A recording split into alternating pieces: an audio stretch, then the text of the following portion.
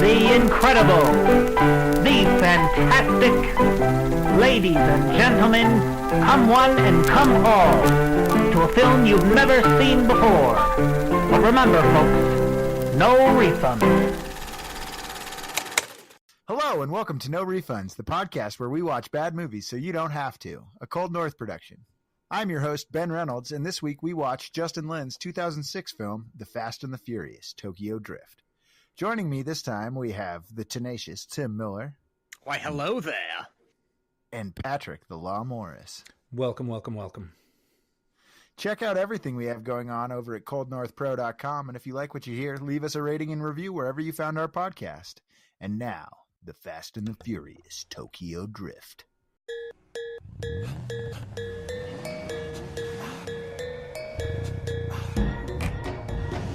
Ready. Set up. Go! It's called drifting. What do you mean, drift? The cars are lighter. The tires are slick. When you drift, if you ain't out of control, you ain't in control. Still need a dictionary? On the other side of the world, on the wrong side of the law, a new style of racing rules the Tokyo underground. How you guys get away with this? And all the best drivers want in. Who's a tourist? Let's see what the kids got. Then let's race.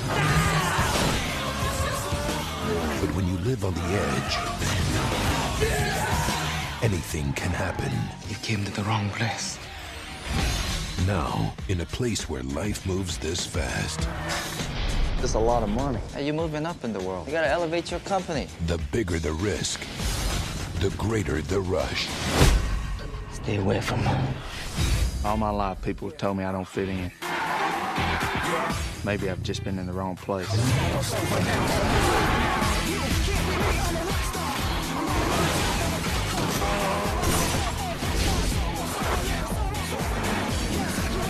Come on!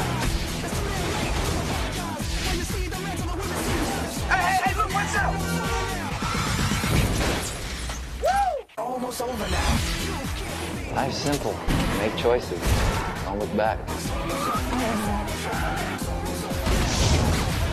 The Fast and the Furious, Tokyo Drift.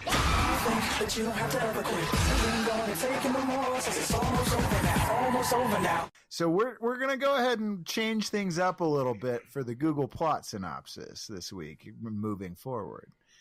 So each week we'll still read you the Google plot synopsis, which is the plot synopsis that Google spits out when you Google the movie. But we're going to throw a little wrinkle in there because we're each going to come up with our own 3-sentence plot summary. Then I'm going to read all four. So each of the three of our plot summaries as well as Google's, and then Tim and Pat, or whoever the guests are, will have to guess which one is actually from Google. All right. Let's do it. All right. So we'll start out with this one. Sean, a young teen, ends up in Tokyo after a street racing accident costs him his freedom. After only being there for one day, he winds up embedded with the Yakuza and a group of racers who specialize in drifting. Sean will have to learn to drift with the best if he ever hopes to escape the clutches of the Yakuza and challenge to become the mighty Drift King. That one got better towards the end. All right. Let's sample this one. Sean Boswell always feels like an outsider, but he defines himself through his victories as a street racer. His hobby makes him unpopular with the authorities, so he goes to live with his father in Japan.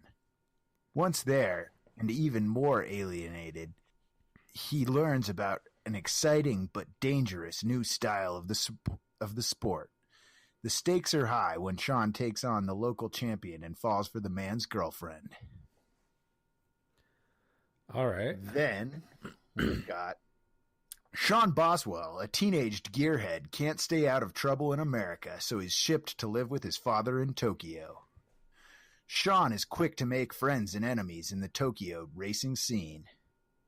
Stakes are raised after Sean falls in love with a local street racing legend's girlfriend and has to challenge him in a loser leaves town drift race. And finally, Sean, a troubled high school student, takes things one step too far when his affinity for street racing leads to a terrible accident. After being given one more chance, Sean is sent to the heart of Tokyo to live with his father, who forbids him from going anywhere near a car. Despite the danger in his father's wishes, Sean soon finds himself driving headfirst into the underground street racing scene of Tokyo Drift. Nice. All right. So which one was Google's? Google was number 2. It was I'm gonna agree with it was specific enough calling him Sean Boswell. I didn't even know he had a last name. But then also, I had no idea what it was about. Yeah. No,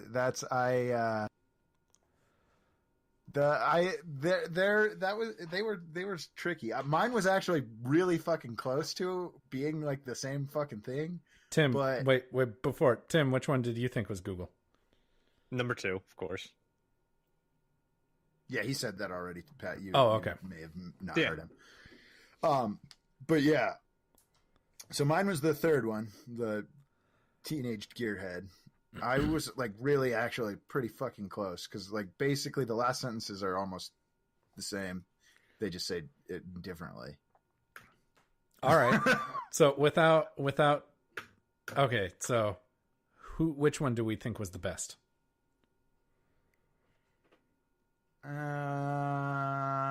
Because it wasn't Google. Oh, for sure not. I don't know. I actually kind of like Google's. Except for it's really clumsy with the sentence once there and even more alienated. That's a very clumsy sentence. Yeah, it was weird. It's awkward. But it did ramp up at the end. Yeah, and they also took the liberty of using 4 sentences. Come on, Google. Fucking cheating. So disqualified. Yep. Yeah, so yeah, that's Pat, you seem to spend the most time on the very beginning scene in your synopsis. Yeah, I committed a whole sentence to it. Scenes. Yeah. When I read yours, I was like, oh, interesting. Pat is going to just throw a full scene and actually mention the accident. Well, I mean, that's also like the catalyst of the entire story. Tim mentioned the accident too. I guess, yeah, you and Tim both took the same. Yeah. Plot. Like that. I mean, honestly, that's like 50% of the story. It is a big plot point. Yeah. It's the whole reason he ended up in Tokyo. Yeah, that's true. Well, I mean, but you guys didn't mention Clay and Cindy. Oh, Cindy. What a babe. Like I said last night, Cindy looks like she does meth on the weekends. She's a babe, though. I don't know, man. I would have something to say if I came out to my car and my girlfriend was painting her fucking toenails in my Viper. Well, you're also a high school student who's driving to school in a Viper, so you clearly you got plenty of disposable income. Yeah, but still, he clearly doesn't have so much that he's willing to race for pink slips with Sean.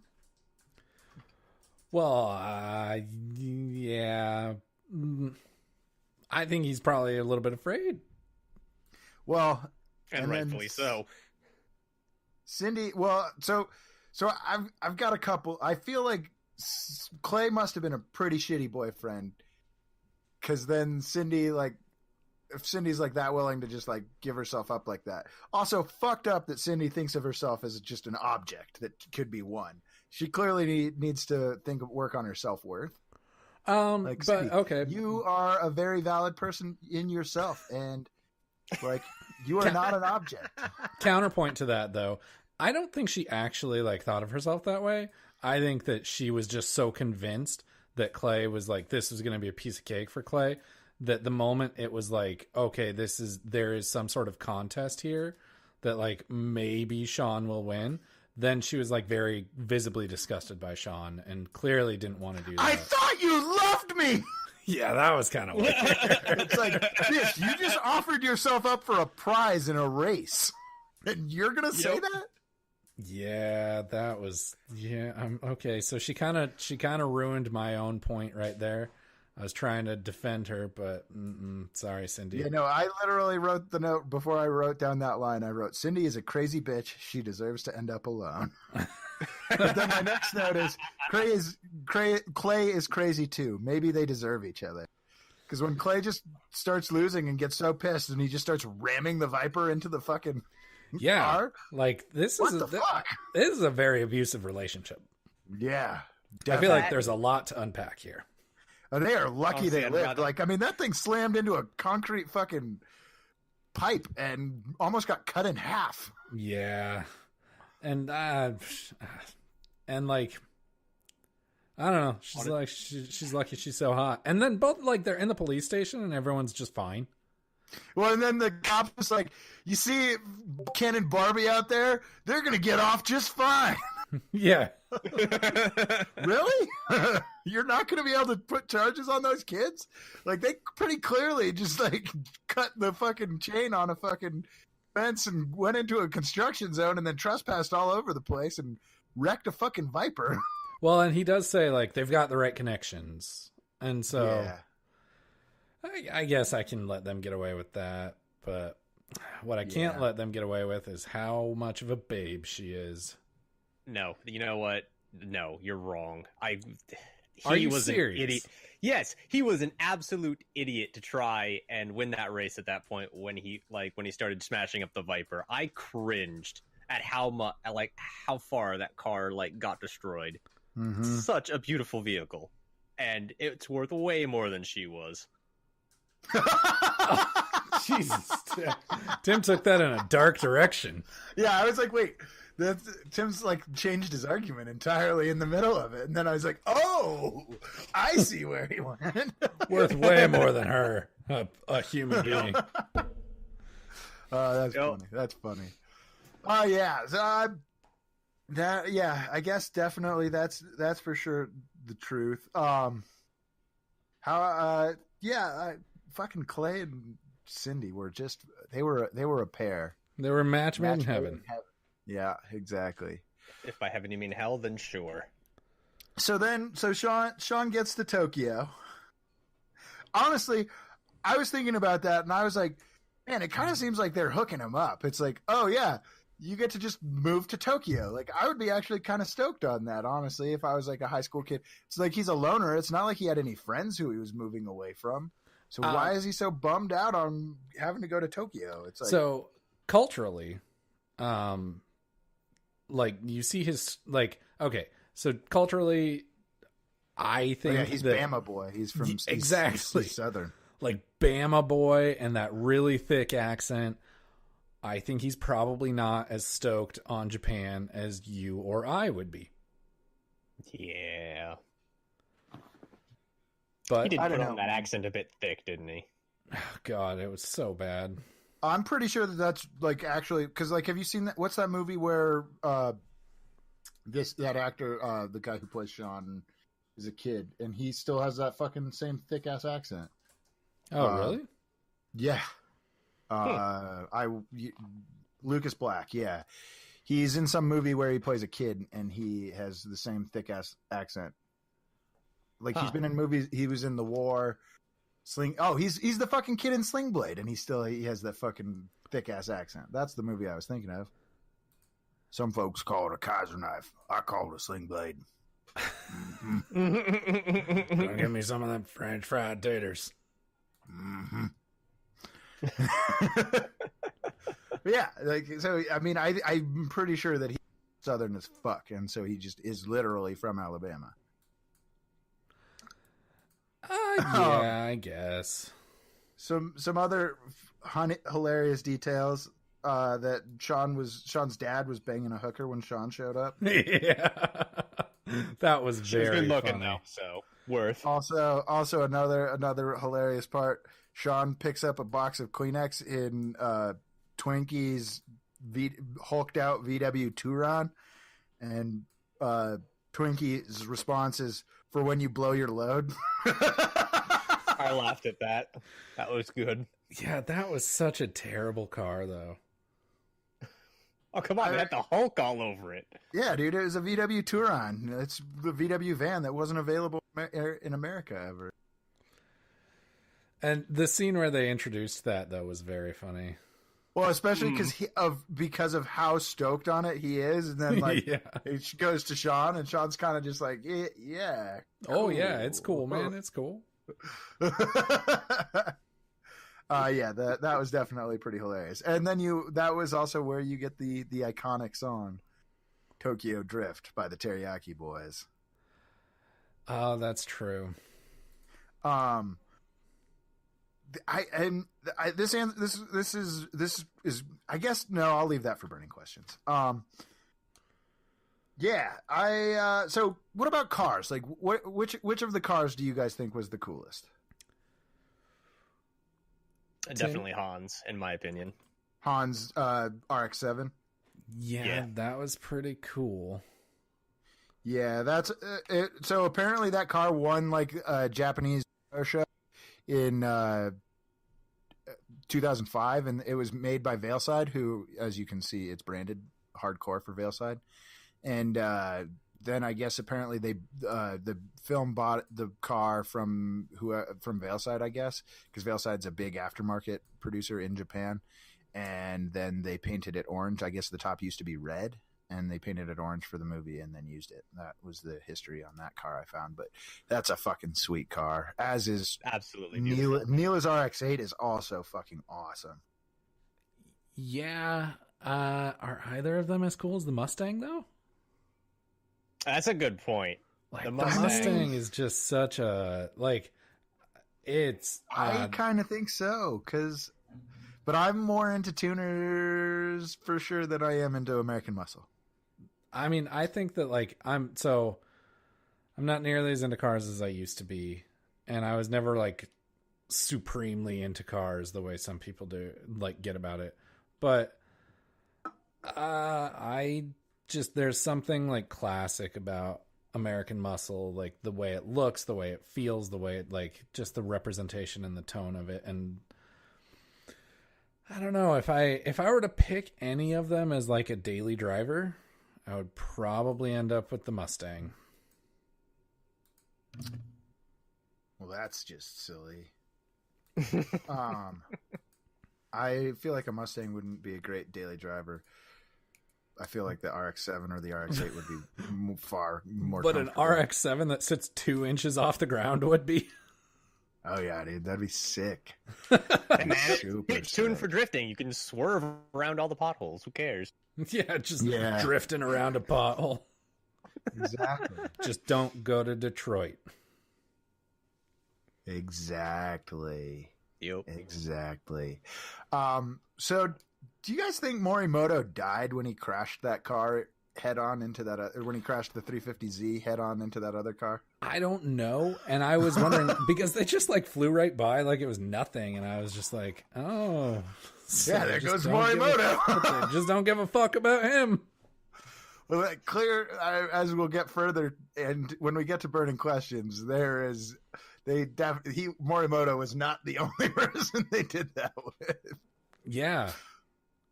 All right. Well, that's enough random stuff about my notes. Let's move on to our questions. All right. So each film we go through, we'll revisit these 6 questions to lead our discussion. And the first question we visit each week is, how bad was it? It wasn't that bad. Oh, that's not true. It was pretty bad.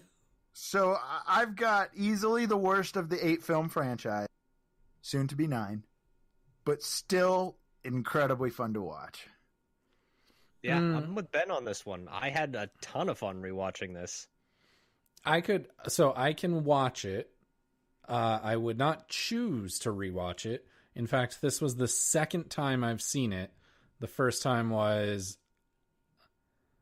it must have been when it first came out on DVD. Because you didn't see it in theaters? No, I looked at this movie and I said, that's so stupid. I'm not going to like pay money to see it. Well, then fuck you. But I did see Too Fast, Too Furious in theaters, and that movie was bomb. Yeah, but this movie is still good. No, so I didn't see it in theaters. This was the second time I ever watched it. It's like, I guess if I had to, I would go watch it again, but it would take a lot to convince me. Like, this was, I didn't think this movie was particularly fun to watch. I fell asleep, and I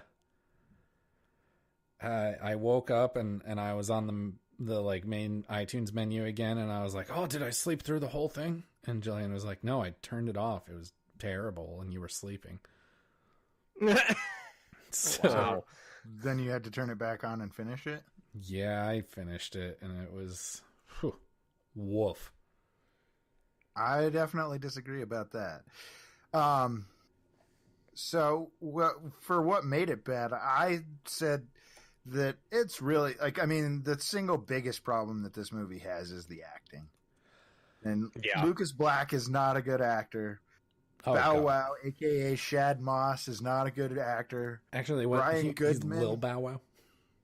No, he was, at this point, he was just Bow Wow. I know, but I'll Ryan always know Goodman, him as Lil Bow Wow. who plays Lucas Black's dad, Sean's dad, bad actor. Best actor in the whole franchise. Another bad actor, but she is hot as fuck. Like, that's really what made it bad was the acting, and then probably the lack of a plot. But sorry, Tim, go ahead. Some of the CG that they used did not age well either. It was pretty bad, especially in the last race down that mountain. Like, I saw a lot of it there. That was just like, this is just ugly. The transitions in and out of the phones, like, it was a cool idea for like a shot, but it was very. Ugh. And then, like, the scene where they drift through the crowd, like, cool, but unbelievable. There's no, they would have killed like 60 people. Oh yeah, definitely. There would have been. Let's face it.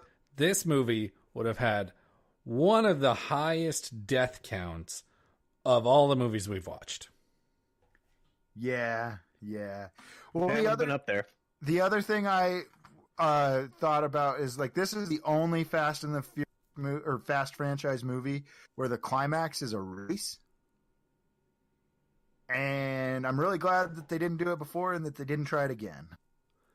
Wasn't the climax the first one a race? No. You could argue that the climax is maybe the race between Dom and Brian when Brian lets Dom go after the car gets crushed by the train. I would say that was kind of after. That's on the downward. That's interesting. I hadn't thought about that, Ben, because these movies are not race movies, and I think that was this movie's biggest problem. Is the Fast and Furious movies aren't, like, they're not race movies. They've always been like crime movies or heist movies or cop movies.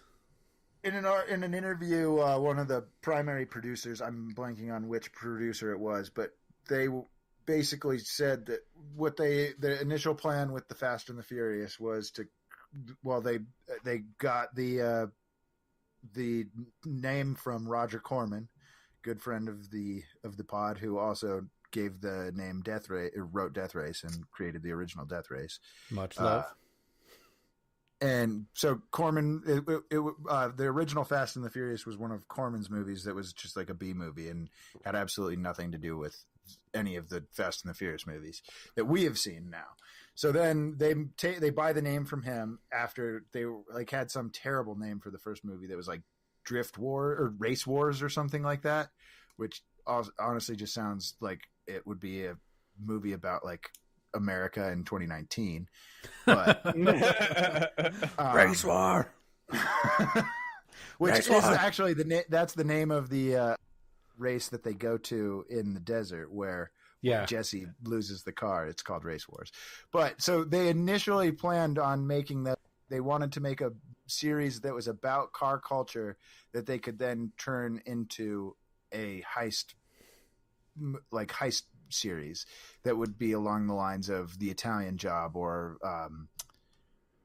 I'm blanking on another movie that was in that same vein, but like with big car chases scenes and stuff like that. And so yeah, this is like the only movie where like Han, there is still the whole like side plot with Han stealing from the Yakuza and stuff, but this is the only one. And I literally wrote that it makes the movie kind of feel like a high school movie because they didn't try to have like there be like a heist. I was actually going to bring that up. That was what I think was the biggest contributor to making this movie bad.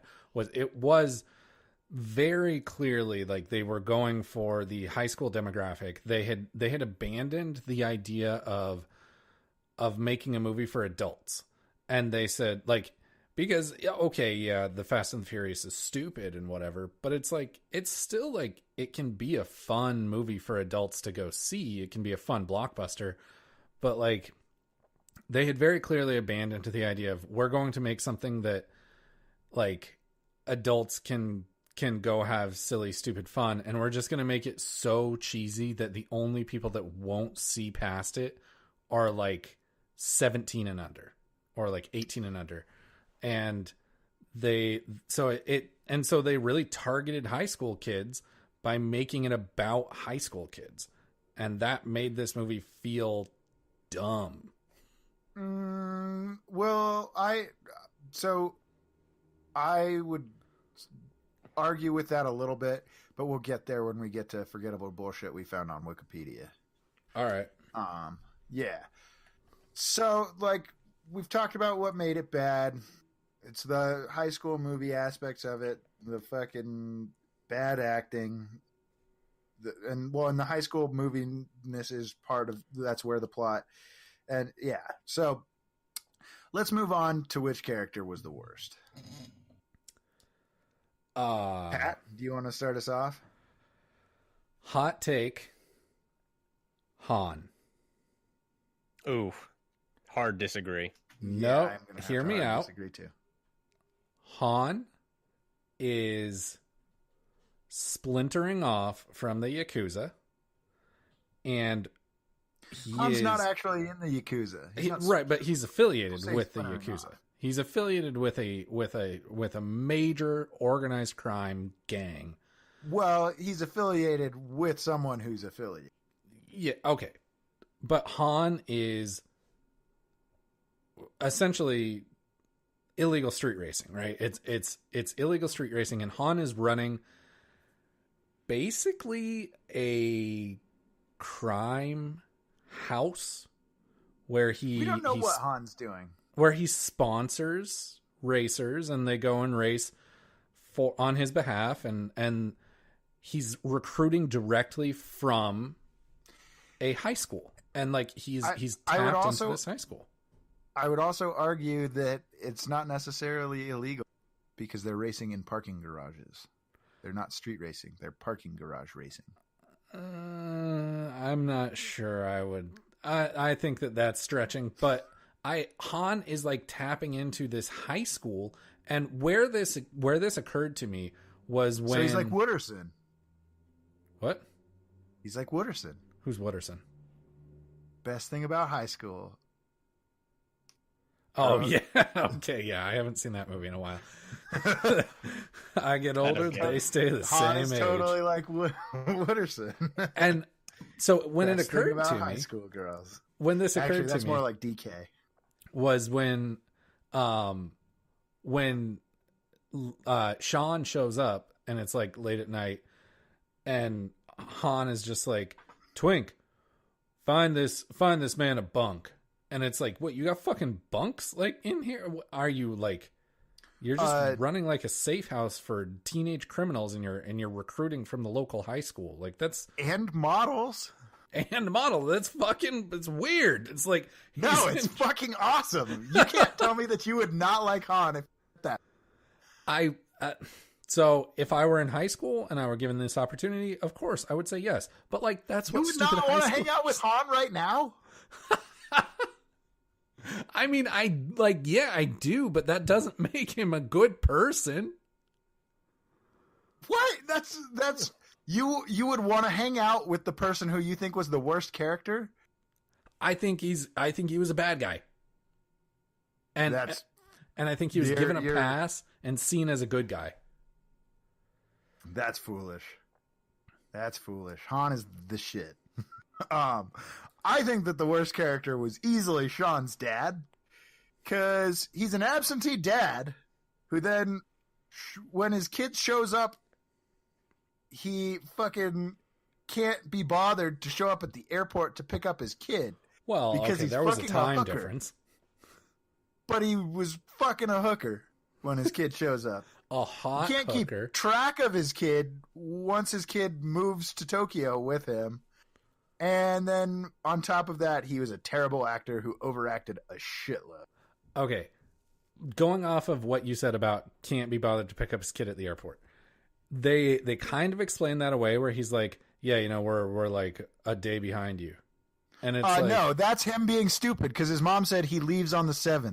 Yeah, and so it's like, it's the 8th, dude. Like, yeah, so therefore he's a fucking dumbass. I agree. You're basically just proving my point that Sean's dad is a terrible person because he should know that fucking he's ahead of time because he's in fucking Japan and he's the one who lives there. I'm arguing for this point you're making. Oh, okay. Yeah, that's why he's the worst.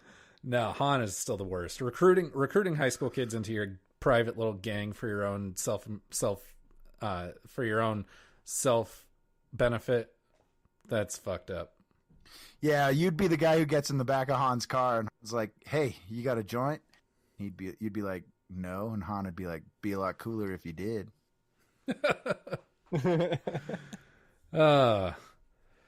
Tim, who do you think is the worst character?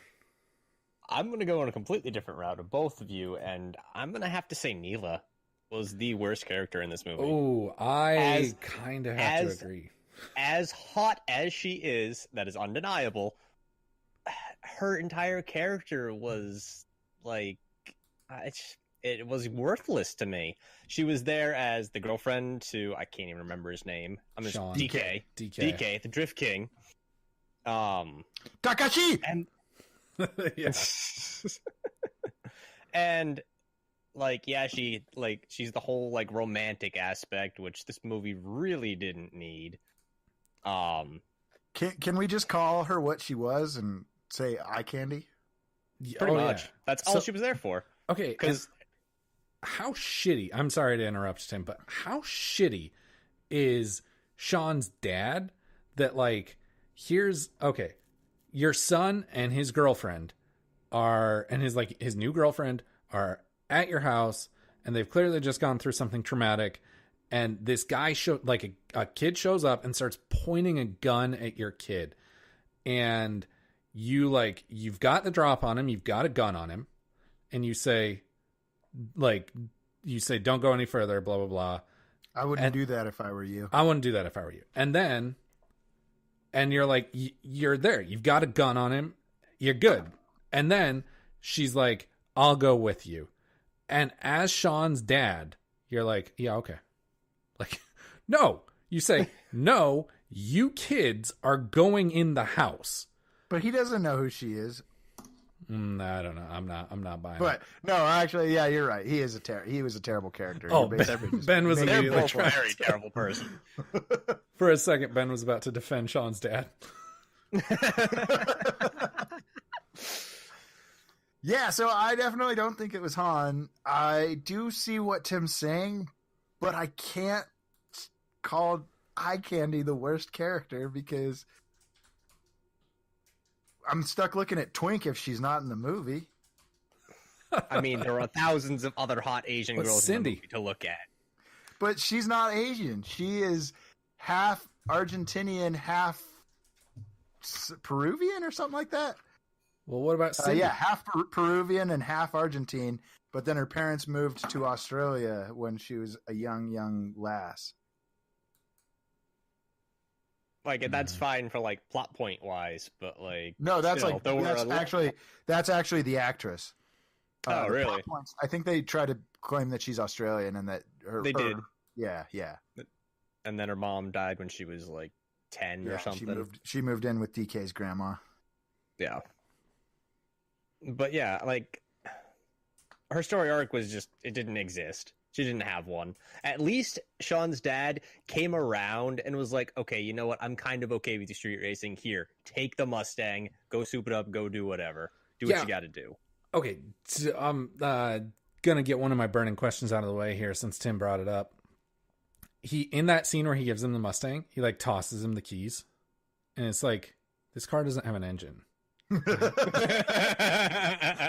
but how does this car have an ignition? And like, it's the symbolism. And I don't want to like pick a nit here, but like, how does this car have keys? It doesn't. There's no key to this car. That was silly.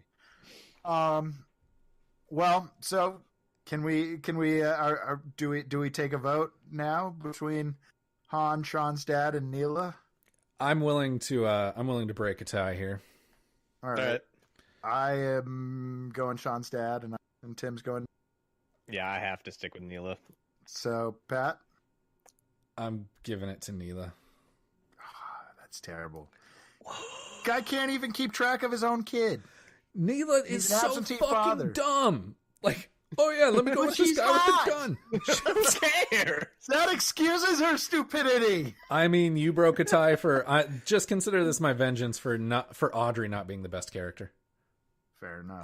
Oh wow! All right. Well, that's a perfect transition for who was the best character in this film.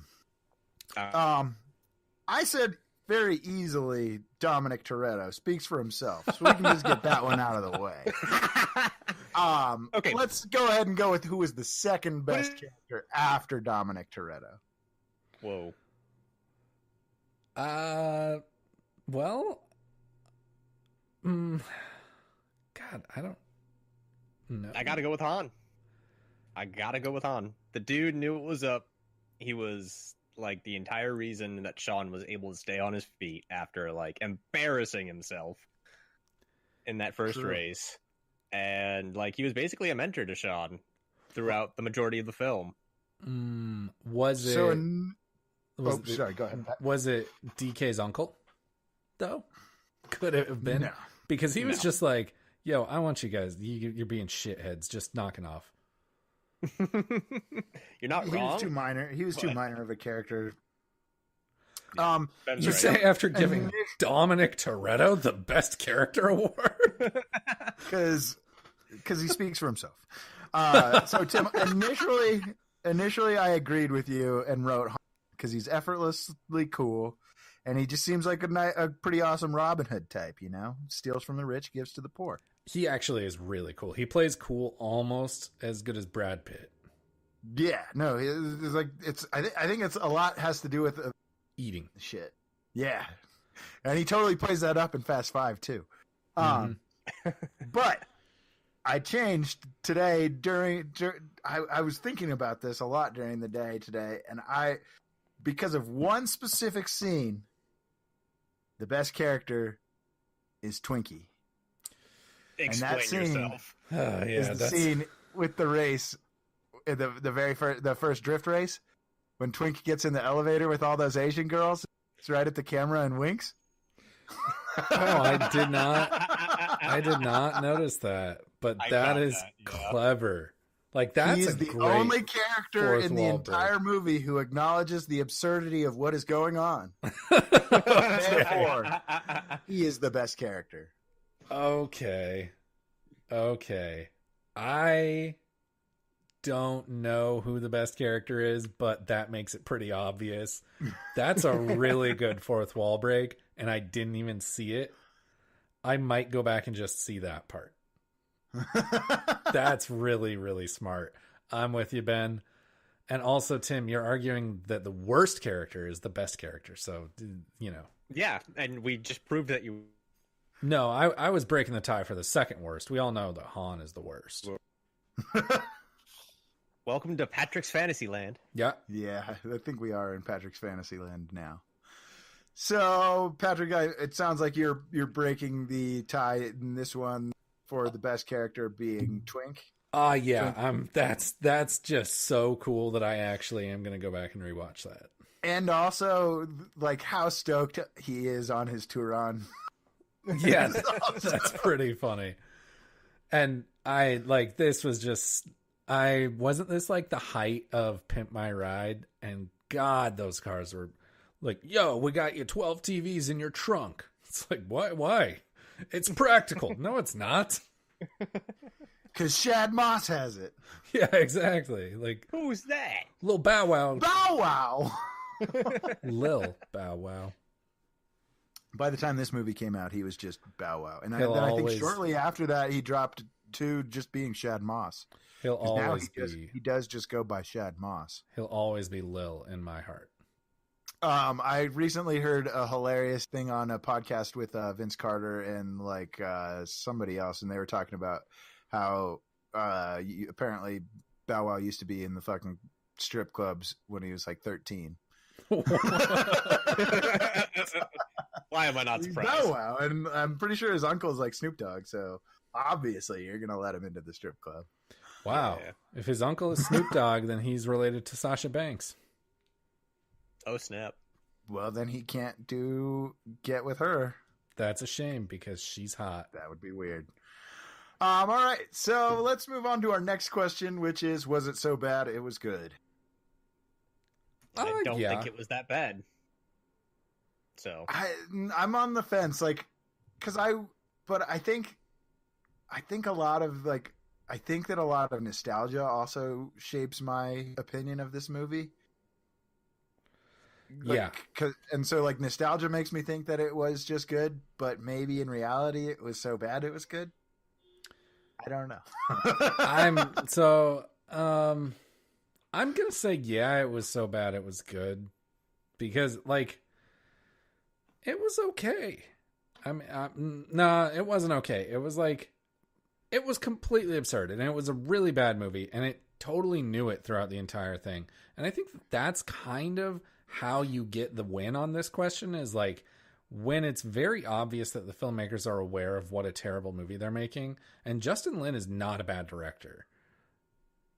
And he was aware. He was in film school when the first movie came out. He said that he saw how stoked people were in theaters because he went and saw it like opening night too, and he was very excited to get to work on in the franchise. That's really cool. I'm going to go with yes. So bad it was good. Fair enough. So I think this is a pretty easy one for our last question, which is, would it have been better as a Netflix/HBO series? And that's a no, because definitely no. I'm happy with the Fast franchise being a movie franchise.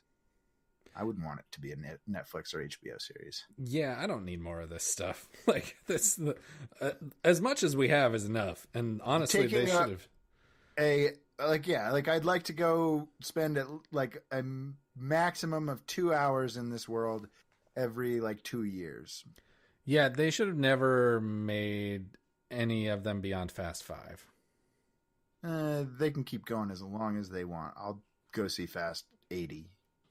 Are you going to go see Hobbs and Shaw? Oh, fuck yeah. I text you the moment that trailer came out and said I'm so fucking down. Yeah, that's it. So Hobbs and Shaw, the trailer made it look way better than I think the concept of it is. Like, here's a spinoff about two of the spinoff characters, and it has nothing to do with the main characters. And by the way, there are superhumans in it, and it looks like it's gonna be good. Yeah, it's gonna be good. All right, well, that brings us to our rebranded segment, Burning Questions. So here we do it. It's exactly like what the title of the segment says. And these are just burning questions that we find ourselves having throughout the movie. So my first burning question is, what did Sean do to get priors in America? Well, I guess they're just basically expecting us to assume that it had something to do with racing. I think it's they're just like, oh, you've got priors. Yeah, I think it's implied that it's racing because he says like, first day I got my license was the first day I got my first speeding ticket. That's true. He does say that later. But would you really consider a speeding ticket a prior? No, but I think that that's just like the the first crack in the dam. Okay. So then my next one is, what happened with Clay and Cindy's relationship? But I already explored this. Tim, what do you think happened with Clay and Cindy? Do you think they stuck together? Do you think they toughed it out? Oh, they were banging on the way home. Oh, going to the prom in their together. Parents' car?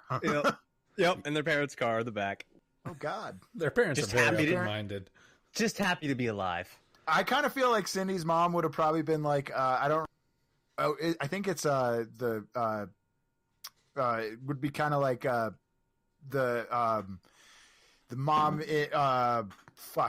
This Girls. is really compelling. Yes, the mom in Mean Girls, who is played by Amy Poehler. Amy Poehler. Yes, thank you. I feel like Cindy's mom would be exactly like Amy Poehler in Mean Girls. Yeah, and then I don't know what Clay's parents. I just imagine Clay's dad being like a giant shaved head, like pretty muscular douchebag who wears probably polo shirts to work, and they probably have like a monogrammed like he doesn't own the company, but he's fairly high up in the company, and it's monogrammed on the lapel of the polo. I pictured Clay's dad as like a Dan Scott type from One Tree Hill. Never watched it. Oh man, you should. Dan is the best character. But like, just like, really like pushing his kid to always be the best at football and sports, and like works at a car dealership and acts like it almost gives him like this Donald Trump like complex where he's like, he thinks he's the shit, but it's like, dude, you work at a car dealership. Like, that's not that great. But see, I feel like Clay's dad would have to own the car dealership. Well, Dan owns the car dealership in One Tree Hill, so that would make sense. Oh, okay. Yeah, then he doesn't just work there; he owns it. Yeah. But all right, well let's move on from this burning question. We're into One Tree Hill now. So Pat sent me this one, and it was, when did Sean learn Japanese? I don't feel like he knew like full on Japanese, but he clearly at least knew some phrases. He understood and spoke it when he was meeting with the Yakuza boss. Yeah, but it was clearly like he spoke one sentence. And I mean, a lot of time had passed, so he probably had time to learn it and practice it. Okay. I don't know. It's, I did wonder that a little, though, definitely. I was like, oh, he just, my best guess was that it's like, oh, I'll get on Google Translate and fucking look up what I want to say, and then I'll memorize how to say that so that I can be respectful to this Yakuza guy who might kill me. But okay, so if I can jump in with a burning question. Oh yeah. How old are these kids?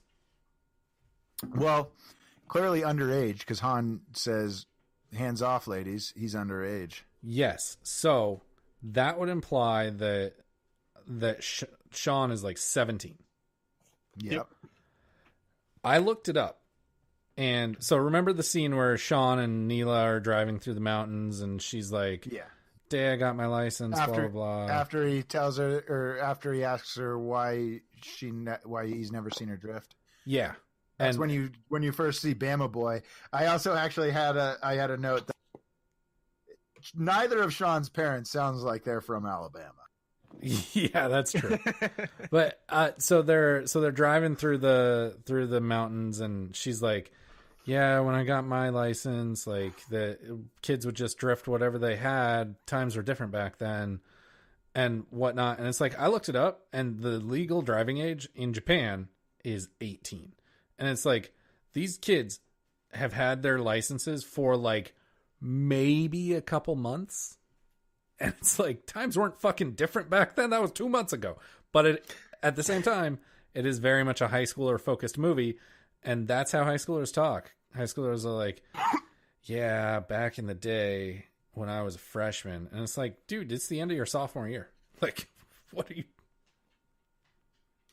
Yeah, I mean, I guess that's fair. I didn't take the time to think about when people can drive in Japan.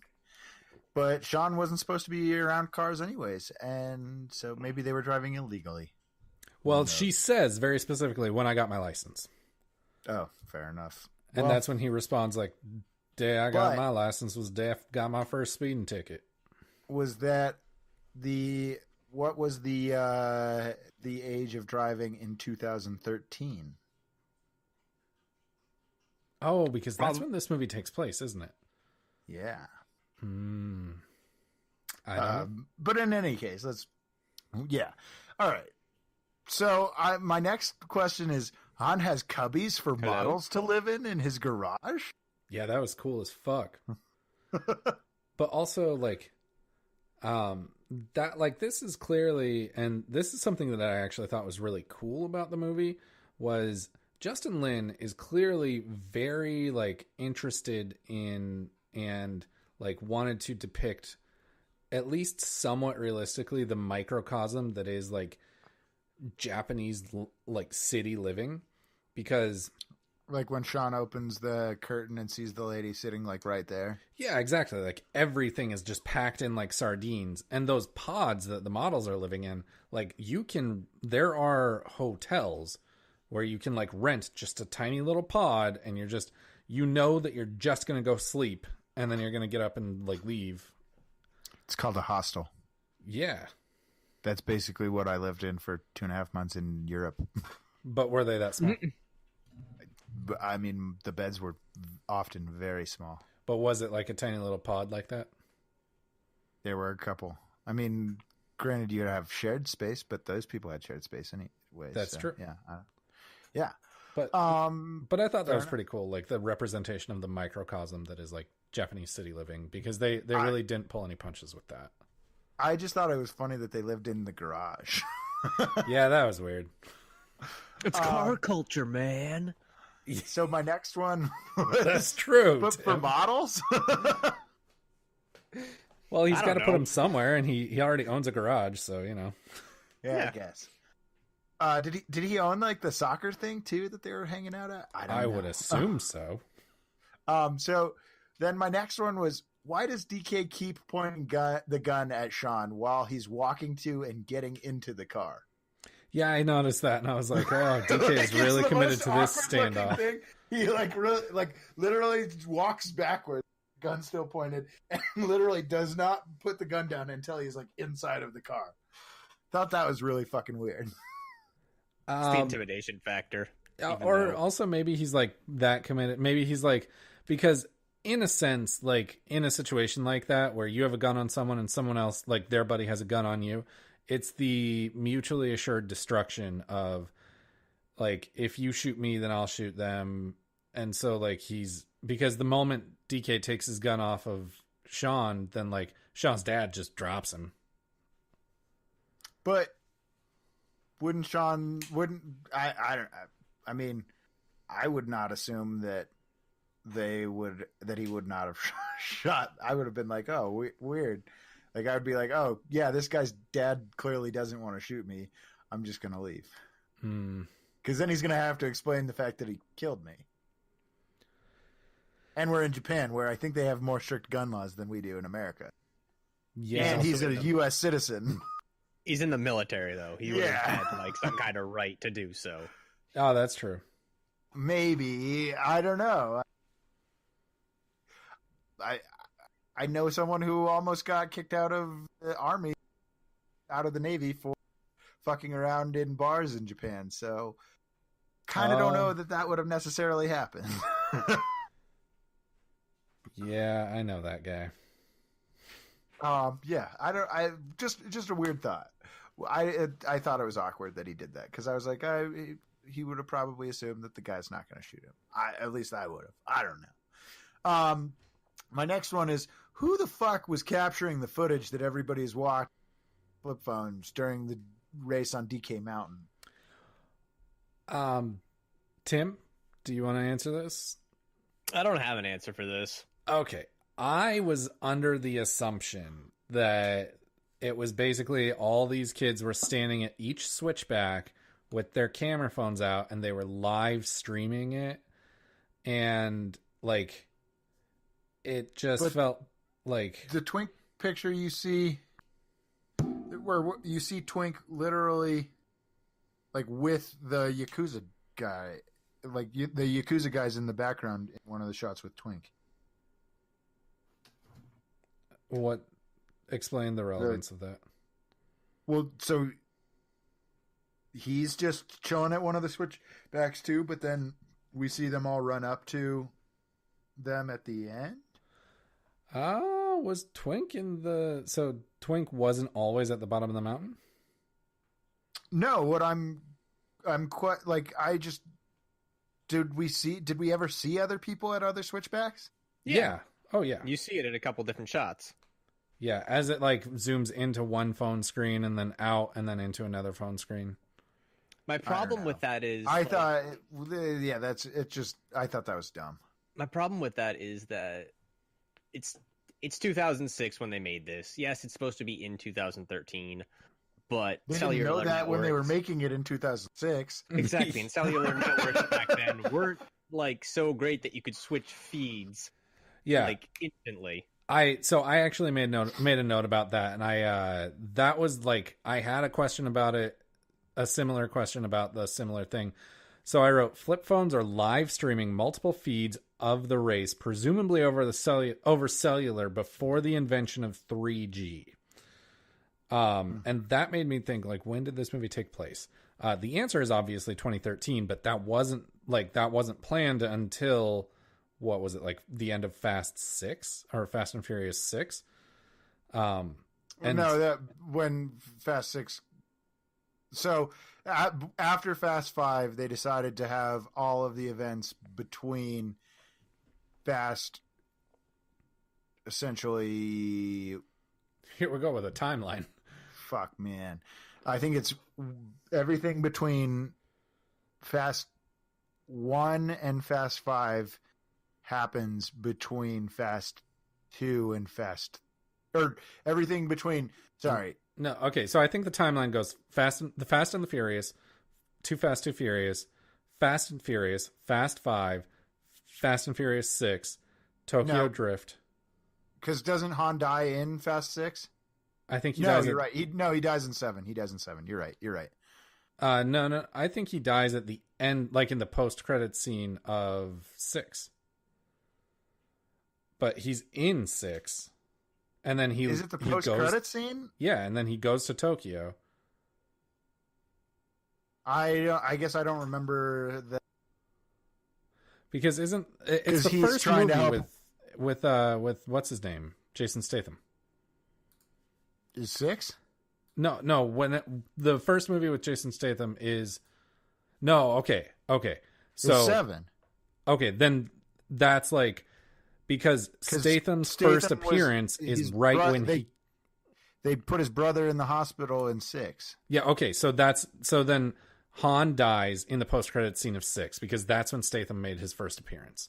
And then Statham was the villain. That's how they set up the villain for the next movie. Oh yeah, because he's driving that Mercedes. Yeah, I did pay very special attention to that scene, and I was like, "How does this make sense still?" And then I was like, "Okay, yeah, they made that the team." No, it does make sense because the car that fucking plows into the side, T-bones him, is a fucking Mercedes, and that's the car that they said that Jason Statham was driving. Oh, okay. But so it goes. So the timeline goes: The Fast and the Furious, Too Fast, Too Furious, Fast and Furious, Fast 5, Fast and Furious 6, Tokyo Drift, Furious 7, Fast 8, Fast 9. We don't know when Hobbs and Shaw falls on the timeline, but yeah, fair enough.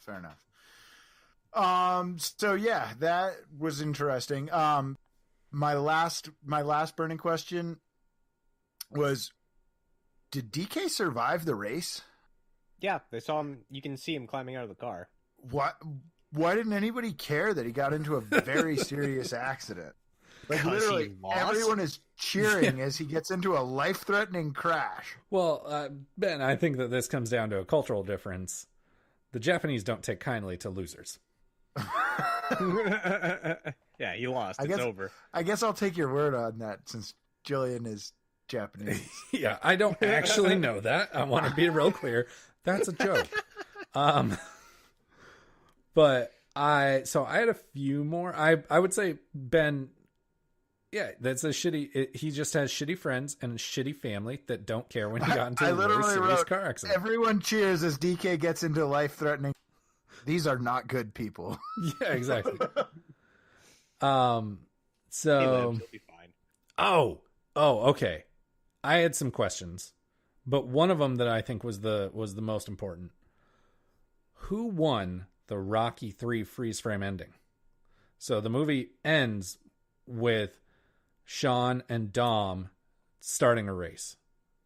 I got to imagine Sean, because I don't feel like Dom knew what drift racing was. I think Dom probably knew, but did not know how to do it. And I think that like Sean was definitely dominant in that one form of racing. Yeah, it's hard to say. Tim, who do you think won?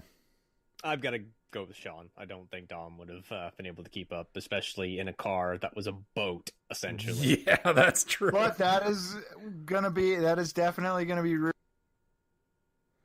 is really what you want when you're drifting. Yeah. I mean, he would not have been able to drift up that spiral. Whatever. Yeah, no way that fucking car is getting up that spiral. You're absolutely Especially not diagonally the way you would have to drift. Yeah, no way. He's just driving up it normally. Maybe really quickly, but like, but there's no drifting involved. Yeah, just driving. All right. Well, do we have any other burning questions? Why haven't I watched this movie more recently? Okay, that's not a burning question. Why didn't I know about the fappening fucking Natalie Kelly pictures sooner? Yes, thank you for those, by the way. Oh, absolutely. Well, I just dropped a picture of Neela in the admin chat. If you guys want to check that out, it's a TIFF image. It doesn't lead to anything. No, you just you got to click it and it'll take you to a link.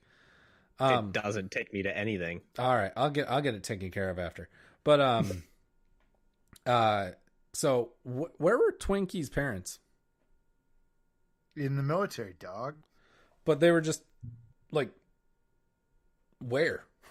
Like they were just in the military in Tokyo somewhere? Well, he kept saying he was a military brat. All right. And are we going to see Twinkie in a future Fast franchise entry? No. Shad Moss wishes. Yeah, I think so. By the way, if you take a look at Lucas Black's IMDb, he's done like 7 movies between this and when he made his like cameo appearance in Furious 7. And so I'm sure that he was very happy that they were coming back to the character of Sean. Dude, Lucas Black he definitely made his money as a Sling Blade. As a young Sling Blade. Oh man. All right. Well, that moves us on to another rebranded segment. This one we're calling Forgettable Bullshit We Found on Wikipedia and sometimes IMDb. All right. So here we're going to start out with some forgettable bullshit, or useless, bullshit we found on IMDb or Wikipedia. So we'll start out with the box office numbers. So the budget, this film had $85 million. That's an estimated budget. It's a pretty significant budget though. Yeah, that's pretty a steep. lot of money. Yeah, especially in 2006. So opening weekend in the USA, which was June 18th of 2006, this film did 23.9 million. So pretty terribly. Honestly, it's not. It's not great, but it's not. I mean, not like I didn't see what place it came in, but I think it did. It performed all right. The gross in the USA was 62.5 million, and then the cumulative worldwide gross was 158.5 million. So this film made money. They all like all of these movies are money making machines. That's for sure. Yeah. I'm sure a lot of that was in the Asian market. Yeah, that's actually and I'm sure that this was I do believe that this was one of the movies that kind of actually made people realize that, like, oh, if we just have something take place in the Asian market, that'll bring in more of the Asian market. Yeah, and probably Tim, you make a really good point that like this is probably one of the movies that was like the catalyst for the Asian market is ripe for like blockbuster movies. Mm-hmm. Yep. Absolutely. So originally, Dominic Toretto, Vin Diesel, was supposed to be the star of the film, and it was reportedly it was supposed to be basically the same fucking script. Obviously, Dom was not going to be a high school student. Oh man, I was gonna say, oh, that would be great. Dom was going to be coming to, like, essentially it was going to be post the Fast and the Furious, and so Dom was going to be escaping the law by going to Japan and then learning about drifting and blah blah blah and so on. So this is where I was when you were talking about how they clearly planned it as a high school movie. They didn't. Wow. They did not plan it as a high school movie. They just adapted it. Yeah, well, so the reason that Vin Diesel was unavailable was because he was filming Triple X, which I've never seen. I don't know. Some people like it. I don't know. No way. Triple X? Yeah. No, this movie came out in 2006. That's what that's what IMDb said, or fucking Wikipedia. I am literally just. Oh, okay. So telling you. So it's super half-assed. Triple X, I'm pretty sure came out in like 2001. But Triple X, that's a fucking great movie. 2002.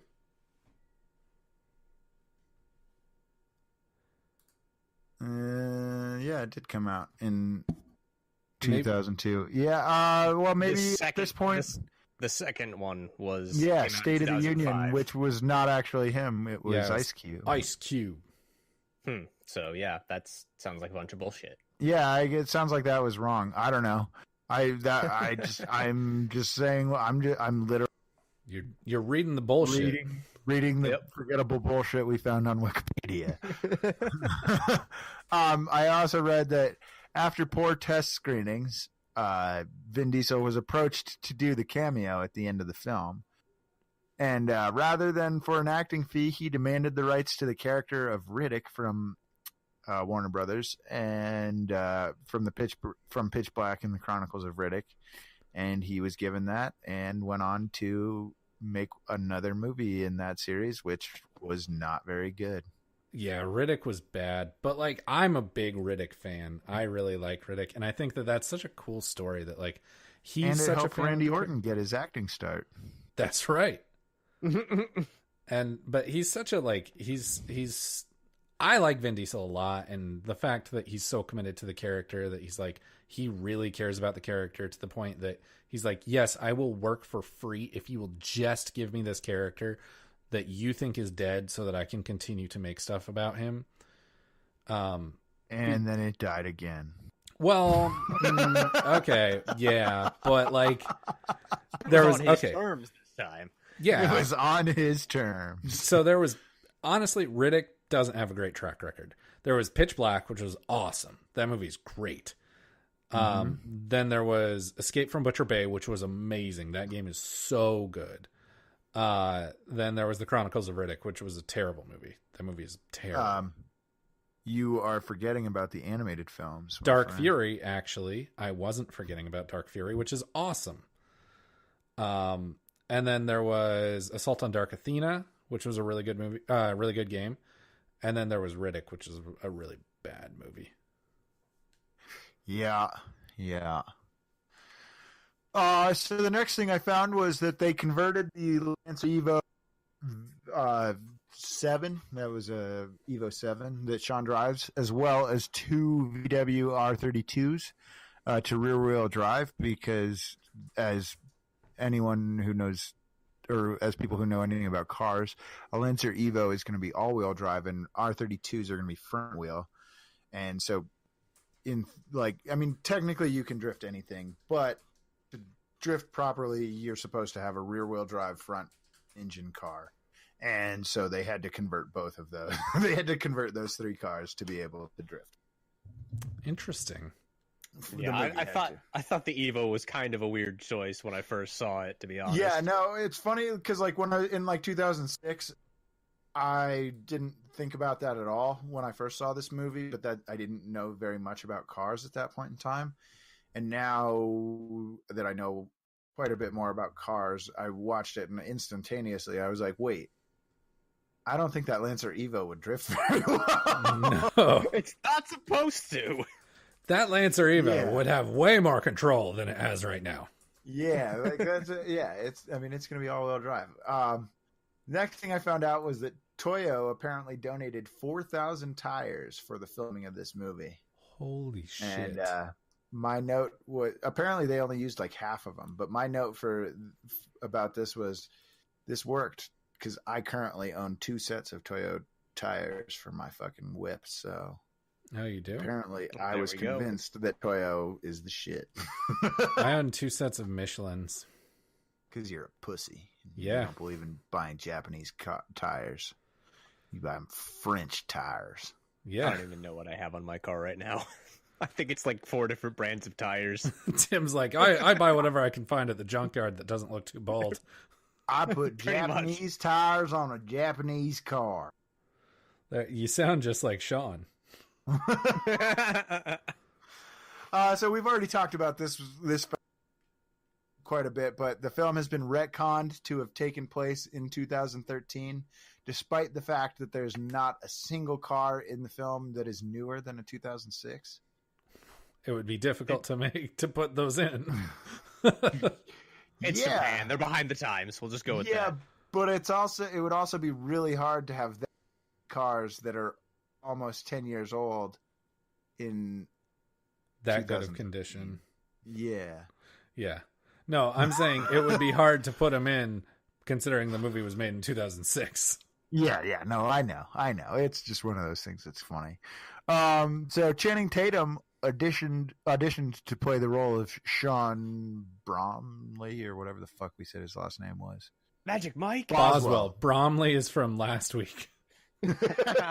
Daybreakers. Right. Yep, you're right. Yeah, so Channing Tatum auditioned to play Sean Boswell. Bullet dodged. For him or for him. For us? But what if it had made the movie better? It would have absolutely made the movie better. But, like, it could have possibly hurt his career. I don't think it would have hurt his career. He made fucking Step Up and Step Up 2. Oh, yeah. Those are his real hits. And Magic Mike. Let's be real. Magic Mike, actually, he made with Steven Soderbergh, who is a fucking really good director. So I can't. He made Magic Mike 2, which was not with as reputable of a director. So but the writer that wrote Magic Mike 1, we're off in the weeds. No, Steven Soderbergh, Magic Mike 1, great movie. I don't know about Magic Mike 2. I'm saying that Magic Mike 2 was directed by the guy that wrote Magic Mike 1 with Soderbergh. Oh, fair enough. So this was actually Justin Lin and Chris Morgan's first Fast film. Chris Morgan has literally written, I think, every single script since this one, and Justin Lin has gone on to direct 6 and will be directing the 9th installment of the franchise. He will not Hobbs and Shaw, but that is Fast 9, whatever they choose to call that. So he directed Tokyo Drift, Fast and Furious, Fast 5, Fast and Furious 6, and Furious 7. Wait, did he do 7? I don't know. I'll look it up. Wait, I thought that he had only. There's too many movies to keep track of this shit anymore. I thought he only did this and 6. Oh, really? Let's see. No, he was a producer on 5. Oh, James Wan did Furious 7. So yeah, no, as a director, I'm pretty sure that it was. Oh no, he did direct 5. So he directed. Oh, and he directed Fast and Furious. Okay, I was very wrong. 5 is the best one. Directed and he's in pre-production on 9, and he's rumored to be directing 10. So there's been a lot of both. Chris Morgan and Justin Lin have been involved heavily since this film. This is the lowest grossing film in the franchise, as I'm sure most people could expect, because it also probably has the least amount of star power. Far and away. They shot the majority of the film in Los Angeles because they were unable to secure the required permits in Tokyo. So LA is basically mini Tokyo? I guess. If you shoot it right. Well, no, and I bet that's the other thing is like I bet that the like shots of like flying around like of actual Tokyo and stuff, those were probably the ones where they were easy to get permits or they got just stock footage. It's probably just like more like smaller time stuff that they were just like, well, fuck, we'll just make this on a soundstage. Yeah, probably. Yeah. Roger Ebert was a fan. He gave the film 3 out of stars, and he said that Lin takes an established franchise and makes it surprisingly fresh and intriguing. Wow. Raj. Go friend Raj. Of the show. Raj Rest is with in me peace. and Tim. Rest in peace, Roger Ebert. Pat doesn't agree with you. I don't agree with you at all. And then the last little bit that I have here is that Mel and Dre helped curate the soundtrack for this, which one of my first notes was, I feel like this soundtrack is actually pretty badass. You just like the Teriyaki Boys. I like the Teriyaki Boys, but I also like that very first song that's playing when the boys are like painting that kid's belly in the shop class. Like, there's a lot of just good songs. Well, okay. Then it's got the 5, 6, 7, 8 song too. Like what we can't forget about is the Kid Rock song at the very beginning. That's not Kid Rock. I'm pretty sure that's Limp Bizkit, isn't it? I think I Shazammed it, and so I can check my history. I remember thinking that's Limp Bizkit, but then I Shazammed it, and it was Kid Rock. Oh, I totally wrote down Limp Bizkit because I was thinking it was Limp Bizkit. But it's badass regardless. Like, oh, Limp Bizkit's back. No, this time they're not doing a shitty cover though. It's called Ba with da Ba. Ball with the ba. Oh, that is totally Kid Rock. It is Kid Rock. Yeah, now that it's ball with the ball, the bang, diggy, diggy, diggy. Yeah, no, you're right. That's totally Kid Rock. I was just thinking that was fucking Limp Bizkit for some reason. I think because I had forgotten that Kid Rock existed. Well, that's, sometimes that can be a blessing or a curse. It happens. It's true. Well, since we don't only watch bad movies and TV... wait. I have one more burning question. All right. Who is the hottest chick from all of Fast and Furious? Neela. Seriously? Neela doesn't even make like top 5. Where are you going? Fucking Ronda Rousey? No. Oh, Jordana Brewster? Jordana Brewster, I think. But then you also got Gal Gadot. Ooh. Gal Gadot is very hot. You also got Chris Hemsworth's wife, the lady that's The Rock's partner in Fast 5. Yeah, she's not that hot. Oh, dude. I mean, she's hot, but she's not hotter than Neela or... I'm going to have to rewatch all of them and get back to you. And you also got, if you're into this sort of thing, which, I'm not going to judge Michelle you if you're into Rodriguez. Dudes, but you also got Michelle Rodriguez. She's not a dude. She looks like a dude. Then you've also got... What do you think dudes look like? Cindy in... Cindy sucks. In the beginning of this movie. It looks like she does meth on weekends. I'm okay with it. Pat's like... Patrick does meth on the weekends, apparently. Give me a girl who does meth on the weekends. Good time. I got to give it to Jordana Brewster. I think I'm going Gal. Yeah, I probably got to give it to either Gal or Neela. But I haven't watched any of the movies in like a long-ass time. Well, I mean, who can I see naked the most? Neela. This is true. Oh. Instant win. Let's do a quick Google search. Continue, Ben. You're not gonna find more naked pictures of any of those other actresses than Neela. Like I was My mind was blown when I saw how many pictures of Neela there were naked. I was like, what? Oh, man. Okay, continue. All Ben. right, so since we don't only watch bad movies and TV, let's talk about some of the stuff that we genuinely enjoyed watching lately. Tim, what about yourself? So you guys might have heard of it. I watched this amazing movie this past week. Oh, No, well, I mean, I did watch Game of Thrones, but that's not what I was going to go with. fair enough. What'd you I watch, watched this Tim? Fast Cars, Fast Women. I watched Tokyo Drift. Oh, That's what I watched all week. No. Nice. It's still my favorite of the series. You can hate me for it if you want, but I do. love this one. God. I really love this one. No, okay. Well, that's a bad movie. Patrick, what have you enjoyed? So I'm not sure how many people are watching it because I never really hear anyone talk about it, but it just got its third season, but I have been watching the Santa Clarita Diet on Netflix.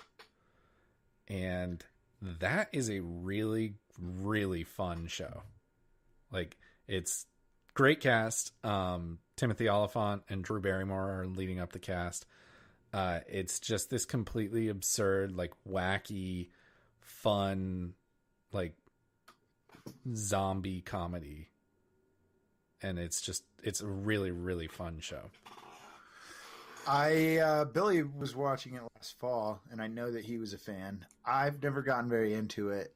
I can't say I've really tried, but I don't know. It's like an interesting concept to me that somebody turns into a zombie but can still not be a zombie. Yeah, you should definitely watch it. It's really fun. Yeah. And I really like Timothy Olyphant. Fair enough. Well, then if you like him, then you should just watch Justified because it's a better show. I've heard. Without having watched that Santa I've Clara never watched Diet. it, but Justified is really good. So just saying. Well, me personally, I've been all right. Well, Ben has been watching Game of Thrones, apparently. Oh man, that first episode, Fucking sweet. it was sweet, but at the same time, I felt like it was a little slower than I wanted it to be. It's the first episode of the season. I know. It's just like, fuck, Okay. you made me wait a whole fucking year, and you're gonna start out slow? But okay, as Ben, I'm going to side with you on this, and I don't even watch this show, but like they have 6 episodes to wrap up the whole thing. You don't have one episode to go slow. Well, I mean, stuff still happened. It just was. They're building, and they're building their B stories, and I mean, if you know how TV works, it was smart, but it was just not exactly. I was hoping for a little bit more action, and I'm sure I'll get that in weeks to come. Note to self: never defend Ben again. Fair enough. Wow. All right. Well, that wraps up this week's discussion of the Fast and the Furious Tokyo Drift. Don't forget to check out our incredible website, coldnorthpro.com, where you can see everything we do in one place. What Listen to us weekly. Great website. Exactly.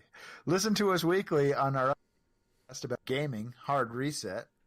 And next time, we'll be watching another Justin Lin film, 2013's Fast and Furious 6. See you next time, and don't forget, no refunds.